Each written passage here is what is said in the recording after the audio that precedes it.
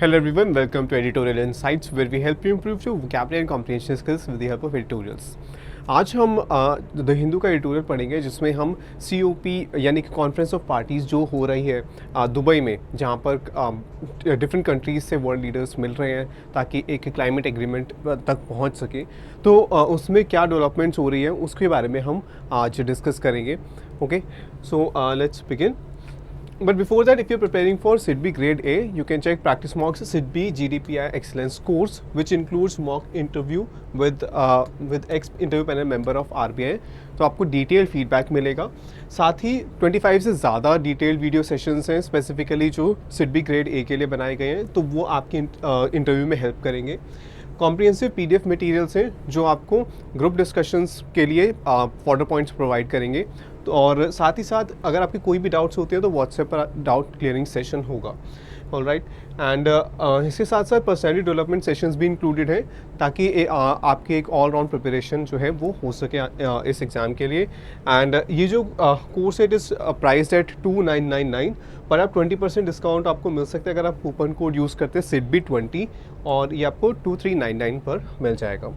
Okay, अगर आप multiple banking and insurance exams target कर रहे हैं तो आप PM प्रैक्टिस प्रो भी चेक कर सकते हैं, जिसमें PM बैंकिंग प्रो भी है, यानी जितने भी major bank and insurance exams हैं उनके मॉक टेस्ट हैं, और साथ में PM बैंकिंग PDF कोर्स भी है।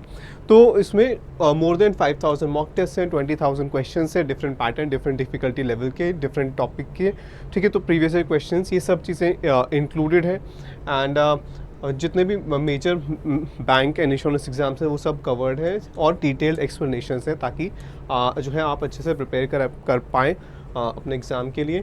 इट इज़ प्राइस्ड एट 1249, लेकिन अगर आप कूपन कोड PM20 यूज़ करते हो तो अभी आपको ये 999 पर मिल जाएगा। ओके, तो आज हम बात करें ऑनेस्ट रेकनिंग की। रेकनिंग होता है कि किसी चीज़ को जब हम इवैल्यूएट करते हैं, कैलकुलेट करते हैं, ठीक है, तो यहाँ पर ऑनेस्ट रेकनिंग यानी अभी जैसे क्लाइमेट चेंज के इफ़ेक्ट्स हमें देखने को मिल रहे हैं, तो हमारे लिए ज़रूरी है, ये कंट्रीज़ के लिए ज़रूरी है कि जो हमारा पाथ है हम उसे दोबारा एक बार देखें, दोबारा हम कैलकुलेट करें कि कितना हमें जो कार्बन एमिशन है उन्हें कम करना है ताकि जो वर्ल्ड है वो एक डिज़ास्टर से बच सके। तो अब इसको आपको क्विकली रीड करना है, ठीक है। डिफरेंट जो टॉपिक्स हैं उसके ऊपर आपको रीड करने की आदत होनी चाहिए, ठीक है। और ये वैसे भी करंट एक कंटेम्प्रेरी टॉपिक है, ठीक है, तो इससे रिलेटेड जो है आपको थोड़ा पता भी होना चाहिए। ऑलराइट, तो आप इसको एक बार क्विकली रीड कर लो। पैसेज के एंड में एक वोकैब बेस्ड क्वेश्चन है, वो अटेम्प्ट करना है, फिर हम डिस्कस करते हैं।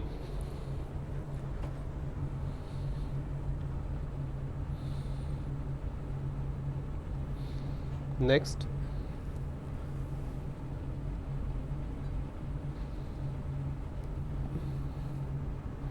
नेक्स्ट,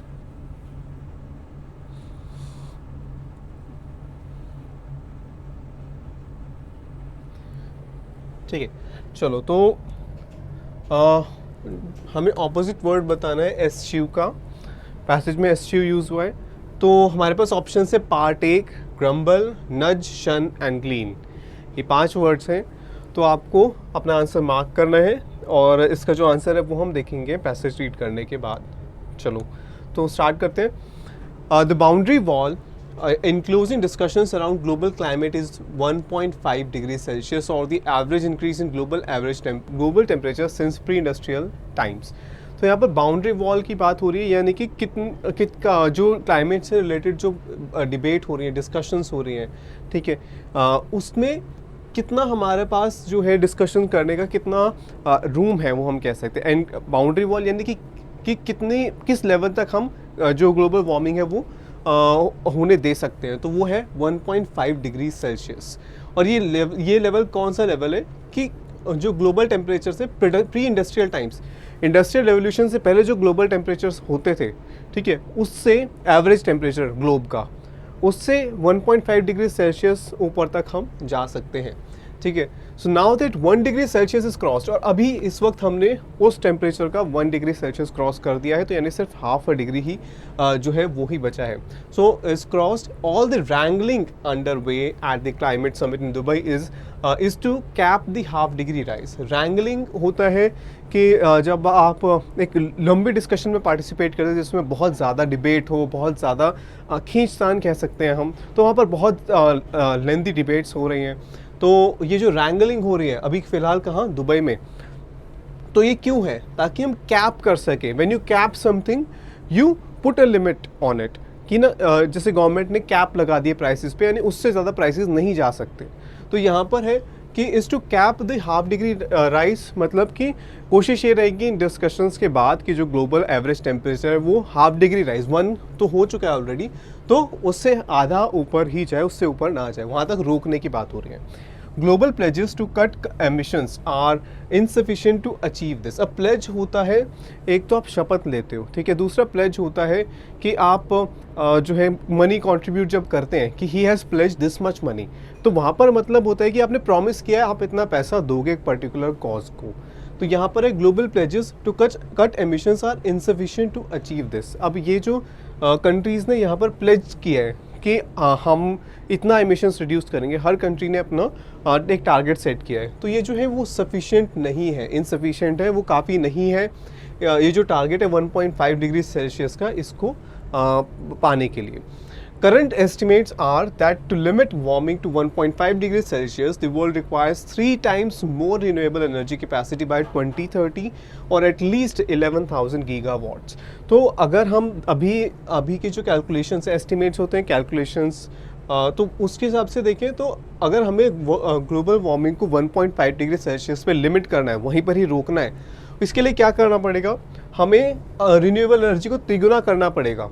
कब तक? 2030 तक रिन्यूएबल एनर्जी को 3 गुना करना पड़ेगा, यानी 11,000 गीगावाट तक पहुंचाना पड़ेगा अगर हमें ये टारगेट अचीव करना है। तो that there is wide global consensus. Consensus होता है सहमति, तो वाइड ग्लोबल कंसेंसस मतलब कि दुनिया के अलग अलग कंट्रीज़ हैं उनमें सहमति है किस चीज़ को लेकर, on the need for this tripling was first formally articulated in the new Delhi leaders declaration and the G20 summit. तो पहले एक तो हम ये समझे कि कंसेंसस किस चीज़ पे था कि इसी की जो ये रिन्यूएबल एनर्जी है इसको ट्रिपल करने की ज़रूरत है। ऑन, अच्छा, अब कंसेंसस के बाद ऑन हम यूज़ करते हैं जब सहमति जब हम कहते हैं कि इस टॉपिक पर, इस सब्जेक्ट पर जो है वो सहमति बन रही है, तो कंसेंसस ऑन हम प्रपोजिशन यूज़ करते हैं, ठीक है। तो on the need for this tripling was first formally articulate करना होता है क्लियरली बोलना किसी चीज़ को, ठीक है। एक होता है मम्बल करके बोलना, आप साफ क्लियर शब्दों में नहीं बोल रहे। एक होता है आर्टिकुलेट, दैट मीन्स क्लियरली किसी चीज़ को बोलना। तो ये जो डिमांड थी, ये जो कंसेंसस था, ठीक है, तो ये जो इसकी ज़रूरत थी ट्रिपल करने की रिन्यूएबल एनर्जी को, ये इसके बारे में फॉर्मली कब कहा गया, कब स्टेटमेंट दी गई? न्यू दिल्ली लीडर्स डिक्लेरेशन, जब G20 समिट दिल्ली में ऑर्गेनाइज हुई थी, तो उस टाइम पर ये डिक्लेरेशन फॉर्मली दी गई थी। In the run-up to the Dubai summit, it was perceived that this would be widely endorsed by the larger group of about 190 countries।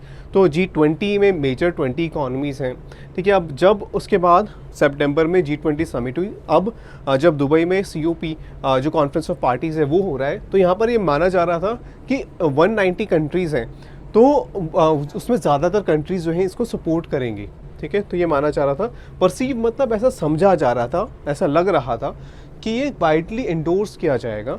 Endorse होता है किसी चीज़ को पब्लिकली आप एक्सेप्ट करते हो, ठीक है, सबके सामने आप कहते हो कि हाँ ये चीज़ मैं एक्सेप्ट कर रहा हूँ, ओके। एंडोर्स करना एक मार्केट करना भी होता है किसी प्रोडक्ट को, ठीक है, एंडोर्समेंट्स आपने सुना होगा, ठीक है, तो वो भी होता है। दूसरा एंडोर्स करना होता है कि आप पब्लिकली कहते हो कि मैं ये मानता हूँ इस चीज़ को।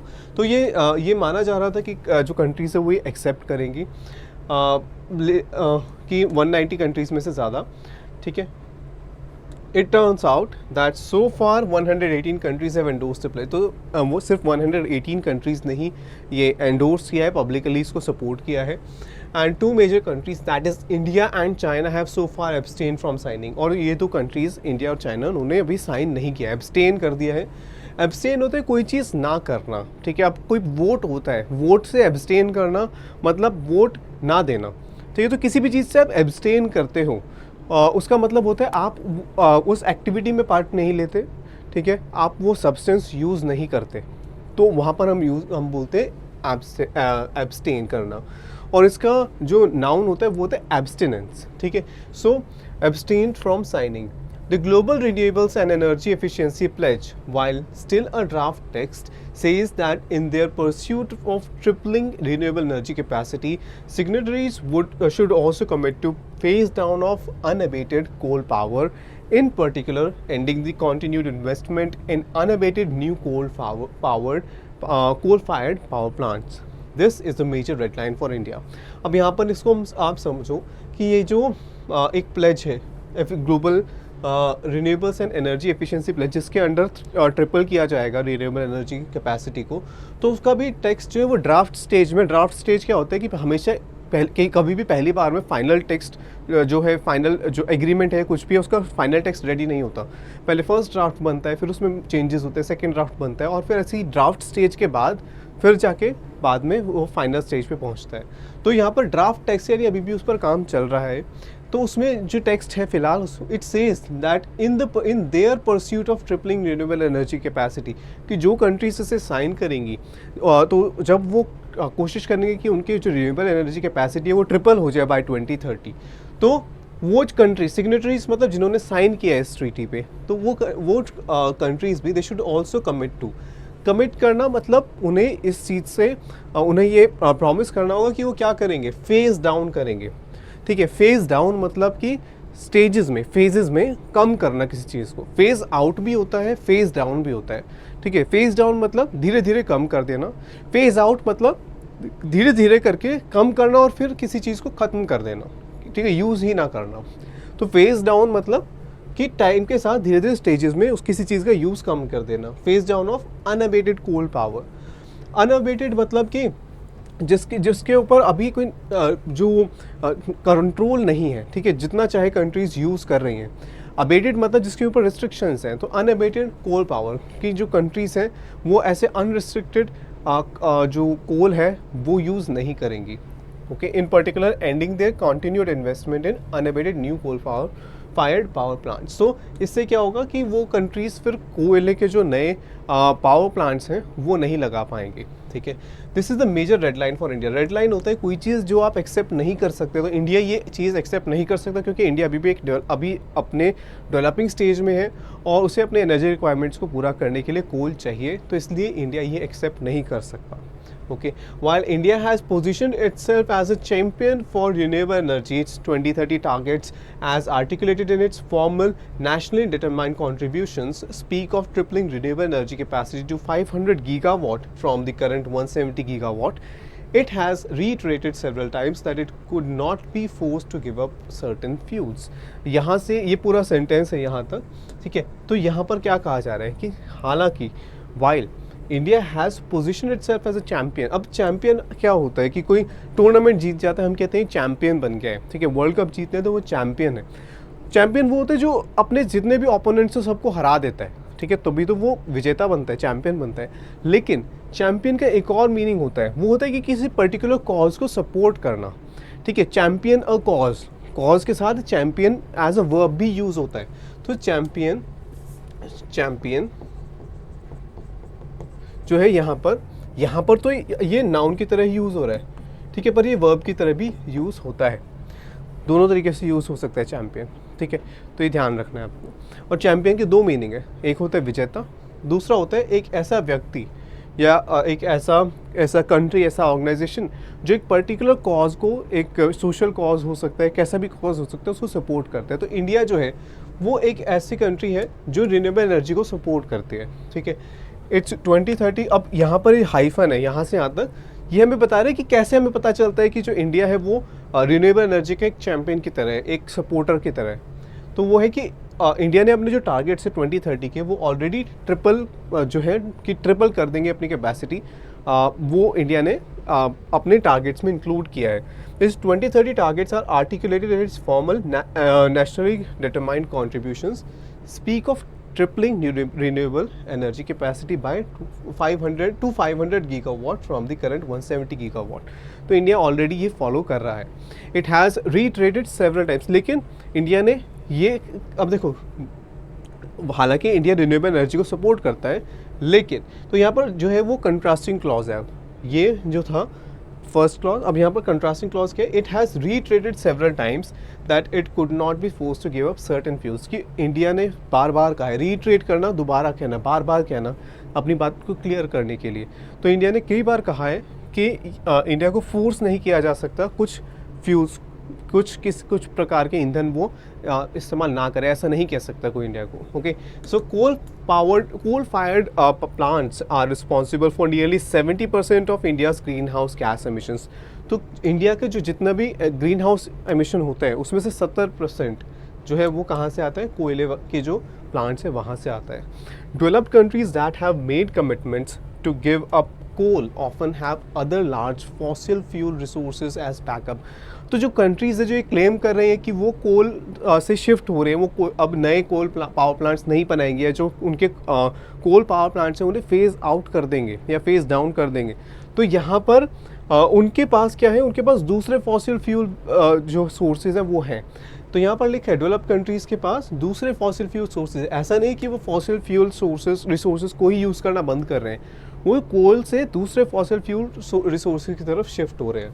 The United States joined 56 other countries at Dubai in a commitment to completely eschew coal for its energy use by 2035। तो वहाँ पर जो यूएस है और बाकी 56 और कंट्रीज़ हैं, उन्होंने क्या कहा, उन्होंने कहा कि वो ये कमिटमेंट देते हैं, ठीक है, ये प्रॉमिस कर रहे हैं क्या, कि वो कम्प्लीटली एश्यू होता है कि बिल्कुल किसी चीज़ को ना यूज़ करना, एश्यू बिल्कुल नहीं यूज़ करेंगे।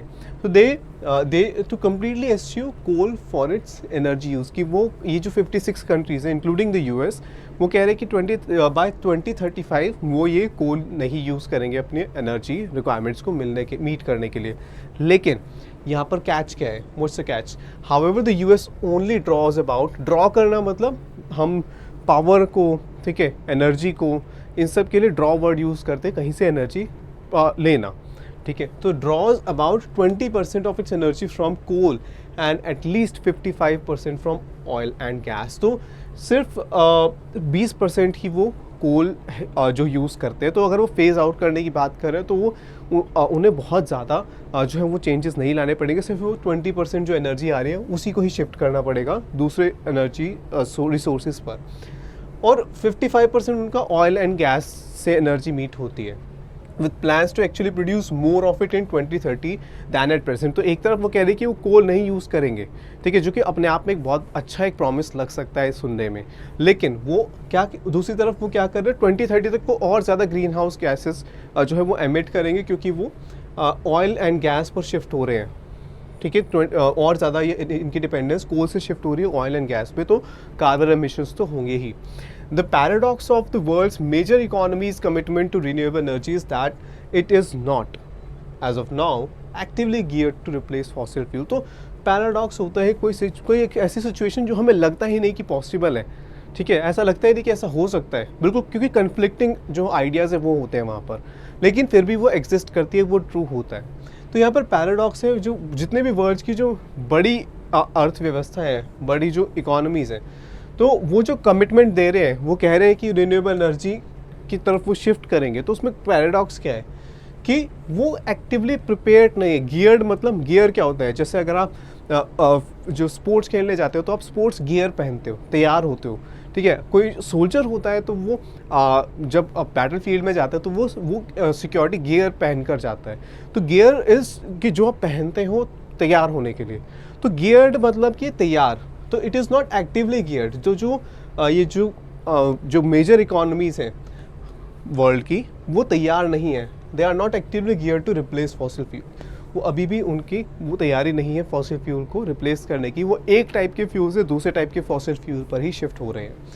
Till there is an honest commitment to actually replace existing and future fossil fuel capacity with clean energy, pledges and declarations are worth little more than the paper they are drafted on। अब यहाँ पर आप देखो कि जब तक यहाँ पर जो है कोई ऑनेस्ट कमिटमेंट नहीं होता कि वो एग्जिस्टिंग फॉसिल फ्यूल्स को किस अभी की जो फॉसिल फ्यूल्स यूज़ कर रहे हैं या फ्यूचर में प्लान से फॉसिल फ्यूल यूज़ के उनको वो अगर क्लीन एनर्जी रिन्यूएबल एनर्जी से रिप्लेस नहीं करते, ठीक है, तो तब तक वो उनका वो ऑनेस्ट कमिटमेंट नहीं है। और तब तक क्या होगा कि जितने भी वो प्लेजेस कर लें, जैसे हमने इस पैसेज में देखा, जितने भी वो डिक्लेरेशंस कर लें वो क्या हैं, they are worth little more than the paper they are drafted on.